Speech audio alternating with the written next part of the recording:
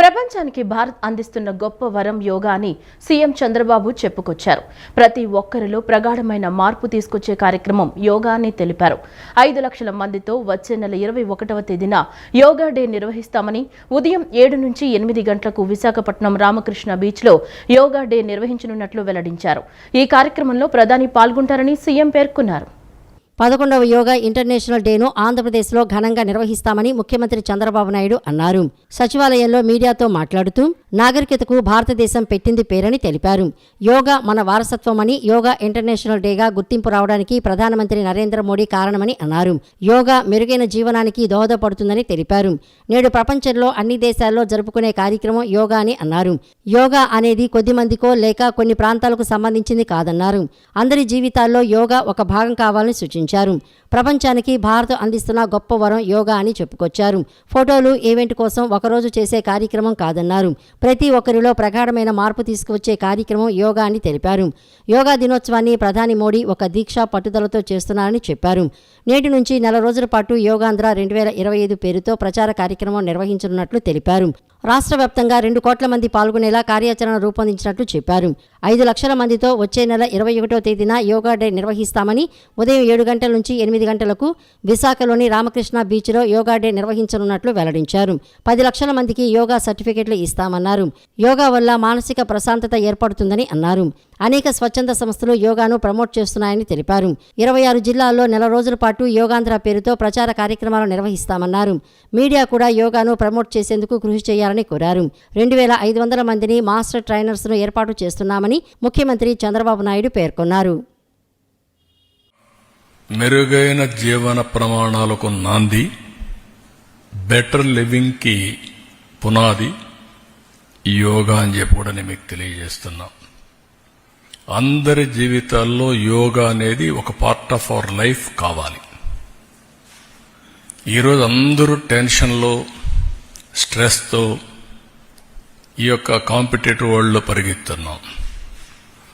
Technology వల్ల ఇంకా ఈ టెన్షన్ పెరుగుతూ ఉంది, స్ట్రెస్ పెరుగుతూ ఉంది, లైఫ్ మెకానికల్గా అయిపోతూ ఉంది, రిలాక్సేషన్ లేని పరిస్థితులు వస్తున్నాయి. అన్నీ ఉన్నా కూడా ఎక్కడో లోటు, ఆ లోటే ఈ స్ట్రెస్. అందుకనే ఈరోజు వీటికన్నిటికీ పరిష్కార మార్గం, హీలింగ్ ఫ్యాక్టర్ యోగా. దీన్ని ఒక పెద్ద ఎత్తున చేయాలనే ఉద్దేశంతో ఒక రోజేదో సింబాలిక్గా చేయడం, లేకుంటే ఫోటోల కోసం చేయడం, ఈవెంట్ కోసం చేయడం కాదు. ఇది ప్రతి ఒక్కరిలో ప్రగాఢమైనటువంటి మార్పు తీసుకొచ్చే విధంగా, వాళ్ళ జీవన శైలిలో భాగంగా ఉండేట్టుగా, అంటే it is a part of their life. దీన్ని మనం ముందుకు తీసుకుపోవాల్సిన అవసరం ఉంది. ఇక్కడ కూడా చాలా ఇన్స్టిట్యూషన్స్ పనిచేస్తున్నాయి, చాలా మంది మనం చేస్తున్నాం. అయితే అందరినీ కలిపి ఒక మంత్ లాంగ్ ఈ రోజు నుంచి ప్రారంభం అవుతుంది. విశాఖలో వచ్చే నెల 21న జరిగే అంతర్జాతీయ యోగా దినోత్సవ వేడుకలకు ప్రధాని నరేంద్ర మోదీ హాజరవుతుండటంతో ఎలాంటి ఇబ్బందులు తలెత్తకుండా పకడ్బందీ ఏర్పాట్లు చేయాలని మంత్రి నారా లోకేష్ నేతృత్వంలోని మంత్రుల బృందం అధికారులకు దిశానిర్దేశం చేసింది. 26 జిల్లాల్లో 26 రోజుల పాటు జరిగే యోగా కార్యక్రమాలపై క్యాలెండర్ను రూపొందించాలని అధికారులను ఆదేశించారు. సెలబ్రిటీలను కూడా భాగస్వామ్యం చేయాలని సూచించారు. విశాఖలో వచ్చే నెల 21న జరిగే అంతర్జాతీయ యోగా దినోత్సవ వేడుకలకు ప్రధాని నరేంద్ర మోడీ హాజరవుతూ ఉండటంతో ఎలాంటి ఇబ్బందులు తలెత్తకుండా పకడ్బందీ ఏర్పాట్లు చేయాలని మంత్రి నారా లోకేష్ నేతృత్వంలోని మంత్రుల బృందం అధికారులకు దిశానిర్దేశం చేసింది. రాష్ట్ర వ్యాప్తంగా అంతర్జాతీయ యోగా దినోత్సవ వేడుకల ఏర్పాట్లపై ఉండవల్లి నివాసంలో అధికారులతో మంత్రుల బృందం సమీక్ష నిర్వహించింది. ఈ సందర్భంగా మంత్రి నారా లోకేష్ మాట్లాడుతూ, యోగా ప్రధాని నరేంద్ర మోడీ మనసుకు దగ్గరైన కార్యక్రమం. రాష్ట్రాభివృద్ధికి మోడీ ఎంతగానో అండగా నిలుస్తున్నారు. విశాఖలో 11వ అంతర్జాతీయ యోగా దినోత్సవం నిర్వహించుకునే అవకాశం రాష్ట్రానికి దక్కింది. అన్ని శాఖలు సమన్వయంతో కార్యక్రమం విజయవంతానికి కృషి చేయాలి. రేపటి నుంచి 4 రోజుల పాటు యోగా కార్యక్రమాలు జరగనున్నాయి. ఇందుకు మొదటి 3 రోజులు ప్రజలను సన్నద్ధం చేయాలని అన్నారు. యోగాంధ్రాలో భాగంగా 26 జిల్లాల్లో 26 రోజుల పాటు రాష్ట్ర కార్యక్రమం కింద రోజుకో జిల్లాలో 5,000 మందితో వినూత్నంగా యోగాభ్యాసన కార్యక్రమాలు నిర్వహించేందుకు తగిన ఏర్పాట్లు చేయాలని మంత్రుల బృందం అధికారులను ఆదేశించింది. ఇందులో యువత, మహిళలు, సీనియర్ సిటిజన్స్, పోలీసులు, దివ్యాంగులు, ఉద్యోగులు వంటి వివిధ విభాగాలను భాగస్వామ్యం చేయాలి. ఈ కార్యక్రమాల్లో పాల్గొనే వారికి ధ్రువపత్రాలు ఇవ్వాలి. 26 జిల్లాల్లో 26 రోజుల పాటు జరిగే యోగా కార్యక్రమాలపై క్యాలెండర్ను రూపొందించాలని అధికారులను ఆదేశించారు. సెలబ్రిటీలను కూడా భాగస్వామ్యం చేయాలని సూచించారు. ప్రధాన పట్టణాలను, నగరాల్లో యోగాభ్యాసన కార్యక్రమాలు చేపట్టేందుకు అవసరమైన చర్యలు తీసుకోవాలని ఆదేశించారు. రాష్ట్రంలో 100 పర్యాటక, ఆధ్యాత్మిక ప్రదేశాల్లో 1000 మందితో యోగా డే నిర్వహణకు ఏర్పాట్లు చేయాలని తెలియజేశారు. రెవెన్యూ శాఖ మంత్రి అనగాని సత్యప్రసాద్ అధ్యక్షతన భూ పరిపాలన సంస్కరణలపై కేబినెట్ సబ్ కమిటీ సమావేశం నిర్వహించారు. ఫ్రీ హోల్డ్ భూములు, 22A నుంచి భూముల తొలగింపు, నాలా రద్దు, సాదా బైనామాలపై మంత్రివర్గ ఉపసంఘంలో చర్చించారు. పేదలకు న్యాయం జరిగేలా ఫ్రీ హోల్డ్ భూములపై నిర్ణయం తీసుకుంటారని మంత్రి అనగాని సత్యప్రసాద్ వెల్లడించారు. ఫ్రీ హోల్డ్ భూముల్లోని 10 కేటగిరీలకు గాను 8 కేటగిరీలకు మంత్రివర్గ ఉపసంఘం గ్రీన్ సిగ్నల్ ఇచ్చిందన్నారు. రెవెన్యూ శాఖ మంత్రి అనగాని సత్యప్రసాద్ అధ్యక్షతన భూ పరిపాలన సంస్కరణపై కేబినెట్ సబ్ కమిటీ సమావేశం నిర్వహించారు. ఫ్రీ హోల్డ్ భూములు 22A నుంచి భూముల తొలగింపు, నాలా రద్దు, సాదా బైనామాలపై మంత్రివర్గ ఉపసంఘంలో చర్చించారు. పేదలకు న్యాయం జరిగేలా ఫ్రీ హోల్డ్ భూములపై నిర్ణయం తీసుకుంటామని మంత్రి అనగాని సత్యప్రసాద్ వెల్లడించారు. ఫ్రీ హోల్డ్ భూముల్లోని 10 కేటగిరీలకు గాను 8 కేటగిరీలకు మంత్రివర్గ ఉపసంఘం గ్రీన్ సిగ్నల్ ఇచ్చిందన్నారు. ఈ సమావేశానికి మంత్రులు పయ్యావుల కేశవ్, నారాయణ, ఆనం రామనారాయణ రెడ్డి, ఫారూక్, టీజీ భరతులు హాజరయ్యారు. దాదాపు 3 లక్షల ఎకరాల భూముల్ని వైఎస్ఆర్సీపీ ప్రభుత్వం ఫ్రీ హోల్డ్ చేసిందని ఆగ్రహం వ్యక్తం చేశారు. ఈ భూములను ఫ్రీ హోల్డ్ చేయటంపై సీఎంతో చర్చించి చట్టపరమైన చర్యలు తీసుకుంటామని స్పష్టం చేశారు. వీటిలోని పేదల భూముల్ని తిరిగి వారికే అసైన్ చేస్తామని హామీ ఇచ్చారు. మళ్లీ 20 ఏళ్ల తర్వాతే ఆ భూములు ఫ్రీ హోల్డ్ కేటగిరీలోకి వెళ్తాయని అన్నారు. 22A నిషేధిత జాబితా నుంచి తొలగింపుపై ప్రభుత్వ మార్గదర్శకాలపై ఉపసంఘం చర్చించిందని చెప్పారు. ఇదిలా ఉండగా నాలా చట్టం రద్దుకు ఇప్పటికే నిర్ణయం తీసుకున్నామని, నీటి వనరుల్లో కట్టడాలు నిర్మించి అవి వరదలకు మునిగిపోయే పరిస్థితి లేకుండా నిబంధనలు రూపొందించినట్లు తెలిపారు. సమస్యగా ఉన్న సాదా బైనామాలను ల్యాండ్ రికార్డులుగా మార్చుకునేందుకు గడువు 2027 వరకు పొడిగించామన్నారు. రికార్డులు ప్యూరిఫై చేసే దిశగా రీసర్వే ప్రక్రియ జరుగుతోందని మంత్రి అనగాని వివరించారు. దాన్ని ఎంత మేరకు ఆచరణ చేశారు కలెక్టర్లందరూ కూడా మేము దాన్ని అధ్యయనం చేస్తా ఉన్నాం. ఎందుకంటే 22Aలో గత ప్రభుత్వం చాలా ఇష్టానుసారంగా వాళ్ళకి ఇష్టం ఉన్న వాళ్ళకి తీసేయడం, లేకపోతే వాళ్ళని యాడ్ చేసుకోవడం జరిగింది కాబట్టి అవన్నీ కూడా క్షుణ్ణంగా పరిశీలించి పూర్తిగా ఎవరికి ఇబ్బంది లేకుండా, ఎందుకంటే ఒక సర్వే నెంబర్ 35 ఎకరాలు ఉంటే 2 ఎకరాలు ఎండోమెంట్స్ ఉంటే మొత్తం కూడా ఎండోమెంట్స్ పెట్టిన పరిస్థితి అవన్నీ కూడా చేస్తా ఉన్నాం. ఇప్పటికి కూడా ఇంకా పూర్తిగా క్షేత్రస్థాయిలో అమలు కాలేదు. అవన్నీ కూడా మేము ఈరోజు అంతా కూడా టేబుల్ మ్యాన్ కూడా చూసుకున్నాము. రాబోయే రోజుల్లో అవన్నీ కూడా పూర్తిగా ఫ్రీ చేసే దిశగా ఇవాళ ఒక డెసిషన్కి వచ్చాం. దాంతోపాటు 22Aలో పెట్టాలి అంటే మాత్రం తప్పకుండా ఒక ప్రొసీజర్ మాత్రం ఈరోజు మేము డిసైడ్ చేసాం. అవన్నీ కూడా ముఖ్యమంత్రి గారి దృష్టికి తీసుకెళ్ళి పూర్తిగా, ఎందుకంటే ఎక్కడ కూడా ఎవరి మీద కక్షాదింపుతో 22Aలో పెట్టే విధంగా ఉండకూడదని చెప్పి లక్ష్యంతో ఈ ఒక డెసిషన్ తీసుకున్నాం. ఏపీ ప్రభుత్వంతో చర్చలు ఫలించడంతో ఉద్యమ కార్యాచరణను తాత్కాలికంగా వాయిదా వేస్తున్నట్లు ఉపాధ్యాయ సంఘాల ఐక్యవేదిక ప్రకటించింది. ఉపాధ్యాయ సంఘాలతో పాఠశాల విద్యాశాఖ కార్యదర్శి కోన శశిధర్ సచివాలయంలో సమావేశమయ్యారు. ఎస్డిటీలకు మాన్యువల్ పద్ధతిలో బదిలీలు నిర్వహించేందుకు ప్రభుత్వం ఒప్పుకుందని చెప్పారు. ఉన్నత పాఠశాలల్లో 49 దాటిన తరువాత 2వ సెక్షన్ ఏర్పాటు చేసేందుకు సర్కార్ అంగీకరించింది.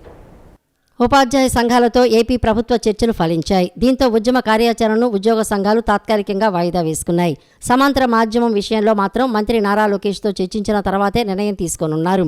ఉపాధ్యాయ సంఘాలతో పాఠశాల విద్యాశాఖ కార్యదర్శి కోన శశిధర్ సచివాలయంలో చర్చించారు. ఉపాధ్యాయ సంఘాల ఐక్యవేదిక తరపున చర్చలు ఫలించినట్లు వారు ప్రకటించారు. ఎస్జీటీలకు మాన్యువల్ పద్ధతిలో బదిలీలు నిర్వహించేందుకు ప్రభుత్వం ఒప్పుకుందని చెప్పారు. ఉన్నత పాఠశాలలో 49 దాటిన తర్వాత 2వ సెక్షన్ ఏర్పాటు చేసేందుకు సర్కారు అంగీకరించింది. ఫౌండేషన్ పాఠశాలలో 20 రోల్ దాటిన తర్వాత 2వ పోస్టు ఇస్తామని, ఉన్నత పాఠశాలలో నిర్వహించే ప్రాథమిక పాఠశాలలు విడిగా నిర్వహిస్తామని కూడా ప్రభుత్వం అంగీకారం తెలిపింది. అలాగే వర్క్ లోడ్ ఎక్కువయ్యే సందర్భాల్లో వర్క్ లోడ్ ఉన్న సబ్జెక్టులకు అవసరం మేరకు అకాడమిక్ ఇన్స్ట్రక్చర్ సర్ప్లస్ ఉపాధ్యాయులను సర్దుబాటు చేయడానికి కూడా ప్రభుత్వం అంగీకరించింది. ఒక కారణంతో అన్ని ఉపాధ్యాయ సంఘాలు కూడా గుర్తింపు పొందినటువంటి ఉపాధ్యాయ సంఘాలన్నీ కూడా ఉపాధ్యాయ సంఘాల ఐక్యవేదిక అనేటటువంటి పేరుతో మిగిలినటువంటి రిజిస్టర్ సంఘాలను కూడా కలుపుకొని గత శుక్రవారం నాడు కమిషనర్ గారితో జరిగేటటువంటి సమావేశాన్ని మేమందరం కూడా ఏకపక్షంగా ఏకాభిప్రాయంతో బహిష్కరించడం జరిగింది. ఆ తర్వాత క్షేత్రస్థాయిలో రేపు వచ్చి ఒక డిఓ కార్యాలయాలు ముట్టడి, 23వ తారీఖున కమిషనరేట్ ముట్టడి అనేటటువంటి 2 కార్యక్రమాలు తీసుకోవడం జరిగింది. దానికి అనుగుణంగా క్షేత్రస్థాయిలో సిద్ధంగా కూడా ఉండడం జరిగింది. అయితే విద్యాశాఖ సెక్రటరీ గారు శ్రీ కోన శశిధర్ గారు నిన్నటి రోజున మమ్మల్ని చర్చలకు ఆహ్వానించడం జరిగింది. మేమందరం కూడా వెళ్ళి దాదాపు ఉదయం 11 నుంచి రాత్రి 9 వరకు కూడా అనేక విషయాల మీద కూడా చర్చించడం జరిగింది. అనేక అంశాలను వారు ఒప్పుకోవడం జరిగింది. అయితే మాకు కొన్ని విషయాల్లో అంటే విధానపరమైనటువంటి విషయాల్లో కొన్ని ఇబ్బందికరమైనటువంటి విషయాల్లో మేము వెనక్కి రావడం జరిగింది. ముఖ్యంగా ఉన్నత పాఠశాలల్లో విద్యార్థుల సంఖ్య 45 దాటితే మాకు ముఖ్యంగా చాలా గత 30 సంవత్సరాలుగా ఉమ్మడి సర్వీసు కింద పోరాడుతూనే ఉన్నాము. దానికి కొలికి రావడం లేదు. ఇవాళ కార్యదర్శి గారు ఏం చెప్పడం అంటే రేపు జూన్ జూలైలో ఖచ్చితంగా ఈ సర్వీసు మనం కమిటీ ఏర్పాటు చేస్తామని చెప్పడం జరిగింది. అదేవిధంగా ఎంఈఓ హెచ్ఎంలు కూడా వాళ్ళ బదిలీలు కూడా జూన్ జూలైలో ఏర్పాటు చేస్తామని చెప్పడం జరిగింది. తర్వాత ముఖ్యంగా ఇక్కడ ఈ 117 రద్దు చేయడం వల్ల కొత్త జీవోలు రావడం వల్ల ఉపాధ్యాయులు చాలా ఇబ్బంది, అంటే సర్ప్లస్ అవుతున్నారు. 1, 2, 3 సార్లు సర్ప్లస్ కావాలా, వాళ్ళకి ఇబ్బంది లేకుండా 2 సార్లు సర్ప్లస్ అయిన వ్యక్తులందరికీ 7 పాయింట్లు ఇస్తున్నారు. ఏదే విధంగా ఈ ప్రభుత్వంలో గతంలో ఈ 10 సంవత్సరాలుగా 160 స్కూళ్ళు అప్గ్రేడ్ అయితే నిజంగా ఒక్క సంవత్సరంలో 779 పోస్టులు స్కూల్స్ యూపీ నుంచి హై స్కూల్గా కావడం అనేది గొప్ప విషయంగా చెప్పుకోవచ్చు. అది నిజంగా విద్యాశాఖ మంత్రి గారికి మా తరఫున కృతజ్ఞతలు తెలియజేసుకుంటున్నాము. జూన్ 21న విశాఖపట్నంలో అంతర్జాతీయ యోగా దినోత్సవాన్ని ప్రతిష్టాత్మకంగా నిర్వహిస్తున్నామని ప్రధాని నరేంద్ర మోదీ కూడా ఈ కార్యక్రమంలో పాల్గొనున్నట్లు మంత్రి కందుల దుర్గేష్ వెల్లడించారు. యోగా దినోత్సవానికి సంబంధించిన ఏర్పాట్ల కోసం ఏర్పాటు చేసిన 5 మంత్రుల కమిటీలో తాను సభ్యుడిగా ఉన్నట్లు చెప్పారు. ప్రజలందరూ యోగా దినోత్సవంలో భాగస్వాములవ్వాలని మంత్రి దుర్గేష్ పిలుపునిచ్చారు. రాజమహేంద్రవరం గౌతమి ఘాట్లో అంతర్జాతీయ యోగా దినోత్సవం సందర్భంగా యోగాంధ్ర 2025 కర్టెన్ రైజర్ కార్యక్రమం మే 21న ఘనంగా ప్రారంభమైంది. ఈ కార్యక్రమానికి రాష్ట్ర పర్యాటక, సాంస్కృతిక మరియు సినిమాటోగ్రఫీ శాఖ మంత్రి కందుల దుర్గేష్ ముఖ్య అతిథిగా హాజరయ్యారు. ఈ సందర్భంగా మంత్రి దుర్గేష్ మాట్లాడుతూ జూన్ 21న విశాఖపట్నంలో అంతర్జాతీయ యోగా దినోత్సవాన్ని ప్రతిష్టాత్మకంగా నిర్వహించనున్నట్లు తెలిపారు. ప్రధాని నరేంద్ర మోడీ కూడా ఈ కార్యక్రమంలో పాల్గొంటున్నట్లు వెల్లడించారు. విశాఖలో జరిగే ఈ మహాసభలో సుమారు 5 లక్షల మంది పాల్గొనే అవకాశం ఉందని పేర్కొన్నారు. మే 21 నుంచి జూన్ 21 వరకు 1 నెల రోజుల పాటు యోగా మాసంగా పాటిస్తూ గ్రామ స్థాయి నుంచి జిల్లా స్థాయి వరకు వివిధ అవగాహన కార్యక్రమాలు నిర్వహించనున్నట్లు మంత్రి తెలిపారు. రాష్ట్రంలోని 5 కోట్ల మందికి యోగా మీద అవగాహన కల్పించే లక్ష్యంతో ఈ కార్యక్రమాలు ఉంటాయని వెల్లడించారు. ఈ కార్యక్రమాల రూపకల్పనలో ముఖ్యమంత్రి చంద్రబాబు నాయుడు, ఉప ముఖ్యమంత్రి పవన్ కళ్యాణ్, మానవ వనరుల శాఖ మంత్రి నారా లోకేష్ ప్రముఖ పాత్ర పోషిస్తున్నారని తెలిపారు. యోగా దినోత్సవానికి సంబంధించిన ఏర్పాట్ల కోసం ఏర్పాటు చేసిన 5 మంత్రుల కమిటీలో తాను సభ్యుడిగా ఉన్నట్లు చెప్పారు.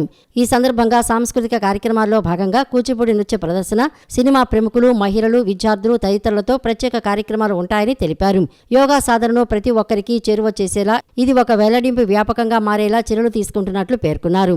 భారతదేశం ఎలా ఆర్థిక, శాస్త్ర, సాంకేతిక రంగాల్లో ముందుందో అలాగే ఆరోగ్యపరంగా యోగా ద్వారా ప్రపంచానికి మార్గదర్శక దేశంగా నిలబెట్టాలన్న ప్రధాని నరేంద్ర మోడీ ఆలోచనలకు అనుగుణంగా ఈ యోగా దినోత్సవాన్ని నిర్వహిస్తున్నామని మంత్రి పేర్కొన్నారు. రాష్ట్రం మొత్తం మీద 5 కోట్ల మంది అభ్యసించే విధంగా ఈ కార్యక్రమాన్ని రూపొందించడం జరిగింది. ఈ నెల రోజుల పాటు వివిధ ప్రాంతాల్లో వివిధ రకాలుగా ఈ అంతర్జాతీయ యోగా దినోత్సవం మీద అవగాహన కల్పించే విధంగా మహిళలు కానీ, విద్యార్థులు కానీ, సినిమా రంగానికి చెందిన వారు కానీ, ఇతర రంగాలకు చెందిన వారు అందరితోటి కూడా కార్యక్రమాలు నిర్వహించడం జరుగుతుంది.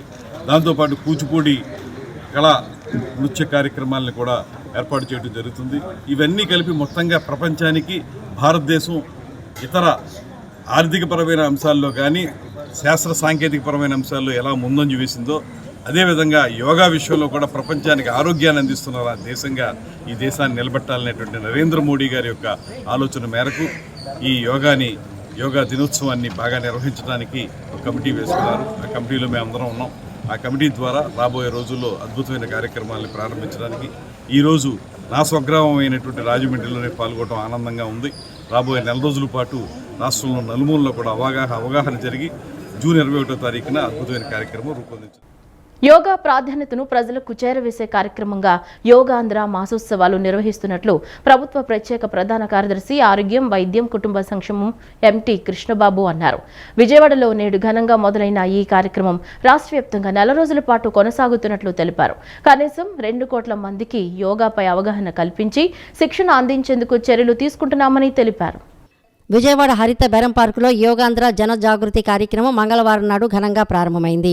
మే 21 నుంచి జూన్ 21 వరకు 4 రోజుల పాటు రాష్ట్ర వ్యాప్తంగా యోగాంధ్ర మాసోత్సవాలు నిర్వహించనున్నారు. ఈ సందర్భంగా ప్రభుత్వ ప్రత్యేక ప్రధాన కార్యదర్శి ఎంటీ కృష్ణబాబు మాట్లాడుతూ రాష్ట్రంలో కనీసం 2 కోట్ల మందికి యోగాపై అవగాహన కల్పించి శిక్షణ అందించేందుకు చర్యలు తీసుకుంటున్నామని తెలిపారు. నిపుణులు రూపొందించిన కామన్ యోగా ప్రోటోకాల్ ప్రకారం శిక్షణ అభ్యాసం నిర్వహించనున్నారు. యోగాలో శిక్షణ పొందిన కనీసం 20 లక్షల మందికి సర్టిఫికెట్లు జారీ చేయాలని ప్రభుత్వం యోచిస్తోంది. రాష్ట్ర వ్యాప్తంగా దాదాపు 100 పర్యాటక ప్రాంతాల్లో ప్రత్యేక ప్రచార కార్యక్రమాలు నిర్వహించనున్నారు. జూన్ 21న విశాఖపట్నం ఆర్కే బీచ్లో అంతర్జాతీయ యోగా దినోత్సవ వేడుకలు జరగనున్నాయి. ఈ కార్యక్రమంలో గౌరవ ప్రధానమంత్రి, గౌరవ ముఖ్యమంత్రి పాల్గొనున్నారు. ఈ కార్యక్రమంలో ఎన్టీఆర్ జిల్లా కలెక్టర్ డాక్టర్ జి లక్ష్మీశ, ఆయుష్ డైరెక్టర్ కె దినేష్ కుమార్, విజయవాడ నగరపాలక సంస్థ కమిషనర్ ధ్యానచంద్ర, హెచ్ఎం యోగా ఉత్సాహికులు, వివిధ శాఖల అధికారులు, సిబ్బంది, ప్రజాప్రతినిధులు పాల్గొన్నారు. ప్రతి గ్రామం, వార్డు స్థాయిలో యోగా ప్రాముఖ్యతపై అవగాహన కల్పించే కార్యక్రమాలు నిర్వహించనున్నట్లు అధికారులు తెలిపారు. ఉపయోగాల గురించి, మన బాడీ, మైండ్, అలాగే మన టోటల్ గా మన కంపోజిషన్, వెల్ బీయింగ్ ని ఎలా ఎక్స్పీరియన్స్ చేస్తున్నారో అందరికీ తెలుసు, అంటే మనం యోగా ప్రాక్టీస్ చేస్తున్న వాళ్ళకి. బట్ అన్ఫార్చునేట్లీ చాలా మంది యోగాలో, ఈవెన్ దో మన వారసత్వ సంపద అని మనం చెప్తున్నప్పటికీ కూడా మన దేశంలో అంత ఎక్కువ పర్సంటేజ్ లో ప్రతిరోజు యోగా ప్రాక్టీస్ చేసే వాళ్ళు తక్కువ మంది ఉన్నారనేది స్టాటిస్టిక్స్ చెప్తున్నాయి. దీన్ని ఆల్మోస్ట్ మార్చాలి అనేది ముఖ్యమంత్రి గారి సంకల్పం. అంటే ఆల్మోస్ట్ ముఖ్యమంత్రి గారు ఒక టార్గెట్ ఇచ్చారు. మన రాష్ట్రంలో 2 కోట్ల మందికి యోగాలో ప్రవేశం కలగచేయాలి. అంటే మన రాష్ట్రంలో 5 కోట్ల మంది ఉంటే అందులో అట్లీస్ట్ 2 కోట్ల మందిని ఈ అకేషన్ ని మనం ఒక ఆపర్చునిటీగా తీసుకుని ఆల్మోస్ట్ 2 కోట్ల మందికి యోగాలో ప్రవేశం, అట్లీస్ట్ యోగా అంటే ఏమిటి, యోగాలో ఏమి చెయ్యాలి, దాని వలన మనకొచ్చే ఉపయోగం ఏమిటి, దీన్ని వాడవాడల, అంటే ప్రతి విలేజ్ లోను, ప్రతి టౌన్ లోను, ప్రతి వార్డ్ లోను, ప్రతి ఇంటికి ఈ రకమైన మెసేజ్ వెళ్ళాలి అనేది ముఖ్యమంత్రి గారి ఉద్దేశం. విశాఖ ఉక్కు ఫ్యాక్టరీ ప్రైవేటు పరం కాకుండా కాపాడుకోకుంటే రాష్ట్ర ముఖ్యమంత్రి చంద్రబాబు ఎన్ని అభివృద్ధి కార్యక్రమాలు చేపట్టినా రాష్ట్ర ప్రజలు నమ్మరుగాక నమ్మరని సిపిఐ రాష్ట్ర కార్యదర్శి కె రామకృష్ణ వ్యాఖ్యానించారు. విశాఖ ఉక్కు కార్మికులు సమ్మెకు మద్దతు ప్రకటించారు. విశాఖ ఉక్కు కార్మికులు సుదీర్ఘ ఆందోళన తర్వాత సమ్మెలోకి వెళ్లే పరిస్థితి అటు కేంద్ర ప్రభుత్వం, ఇటు రాష్ట్ర ప్రభుత్వం కల్పిస్తుందన్నారు. విశాఖ స్టీల్ ప్లాంట్ కు ప్యాకేజీ ఇచ్చామని, కేంద్ర ప్రభుత్వం సాధించామని రాష్ట్ర ప్రభుత్వం ఎన్నో గొప్పలు చెప్పుకున్నారని ఎద్దేవా చేశారు. విశాఖ ఉక్కు కార్మికుల సమ్మెను దృష్టిలో ఉంచుకుని ప్రభుత్వం తక్షణమే స్పందించి సమ్మెను నివారించాలని డిమాండ్ చేస్తున్నామన్నారు. ఉక్కు ఫ్యాక్టరీ గురించి 10 మాసాల కాలంలో ఒక్కసారైనా మాట్లాడాలని నేను అడుగుతాను.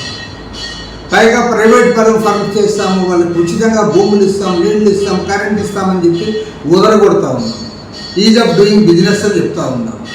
మిట్టల్ ఫ్యాక్టరీ అని చెప్తా ఉన్నాం.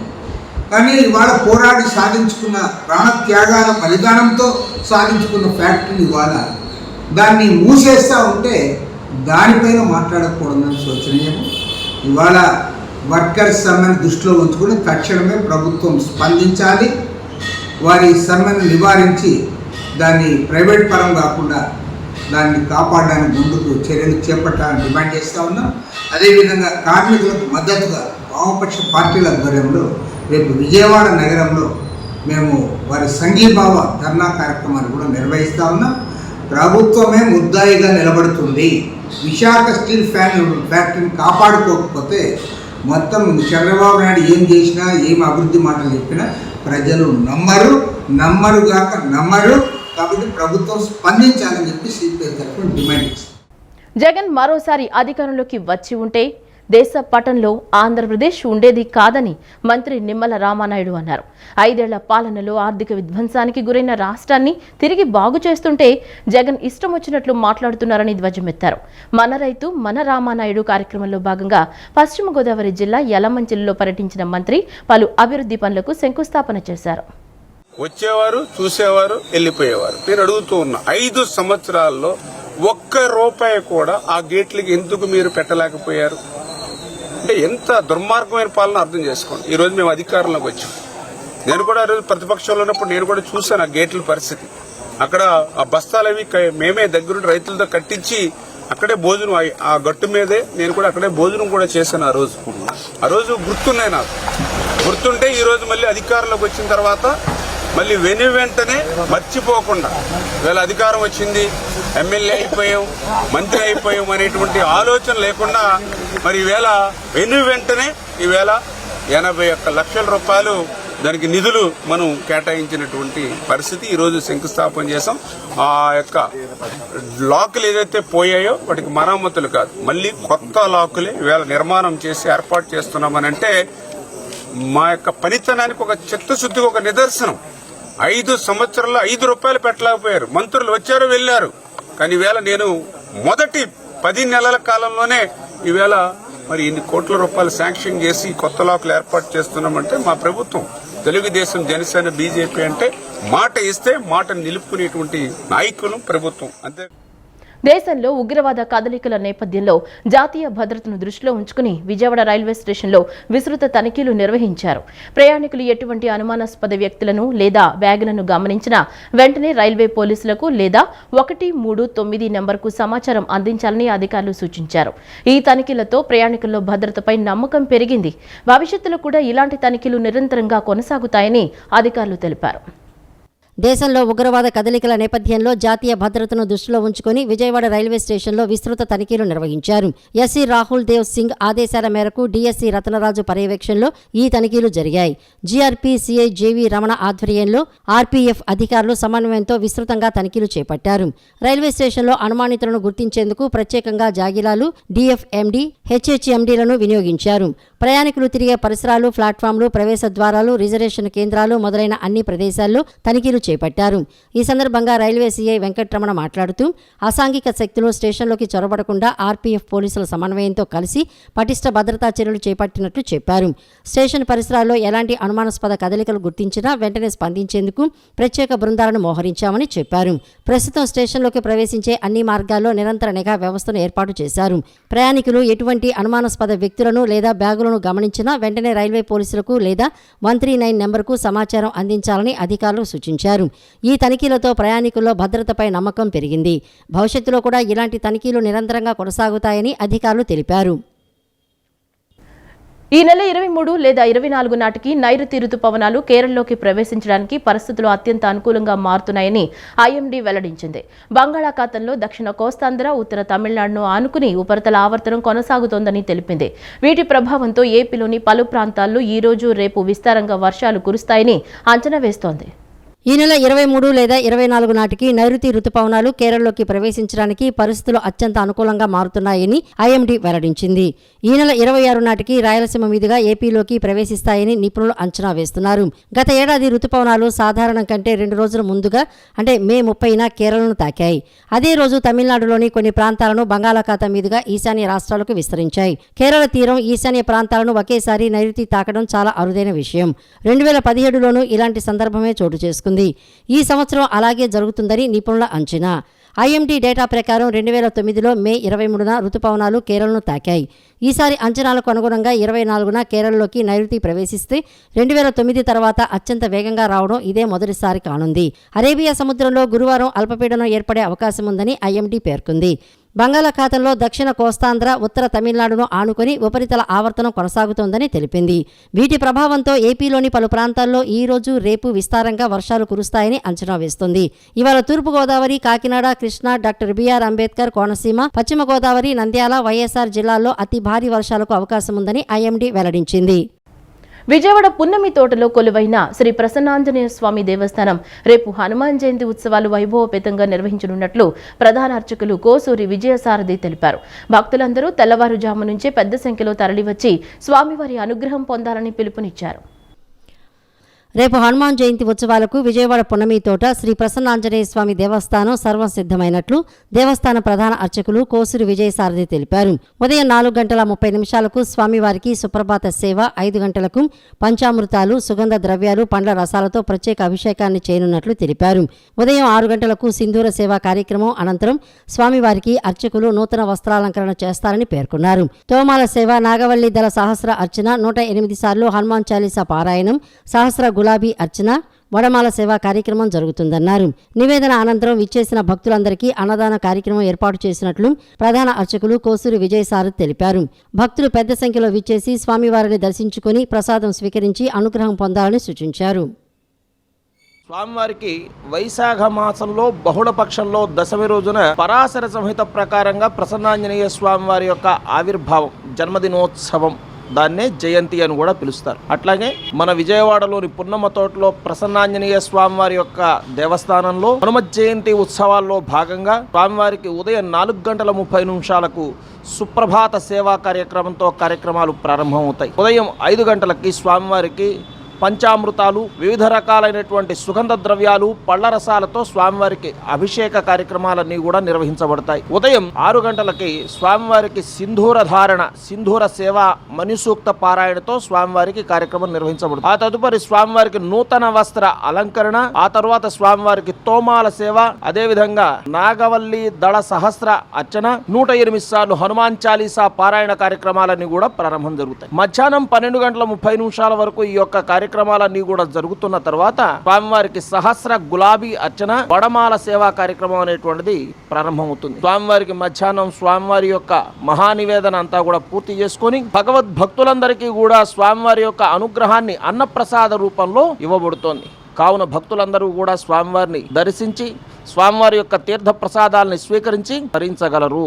శుభం భూయాత్. స్వామివారి యొక్క జయంతి సందర్భంగా స్వామివారికి ఉదయం 4:30 టైం దగ్గర నుంచి సుప్రభాత సేవ, పంచామృత సేవ, సింధూర సేవ, నూతన వస్త్రాలంకరణ, మిగతా కార్యక్రమాలు అన్నీ ఇక్కడ. తర్వాత మినిమం 2000 మందికి తగ్గకుండా అన్నప్రసాద వితరణ జరుగుతుంది. కావున భక్తులందరూ వచ్చి స్వామివారి సేవించుకొని స్వామివారి కృపాకటాక్ష పాత్రులు కాగలరు.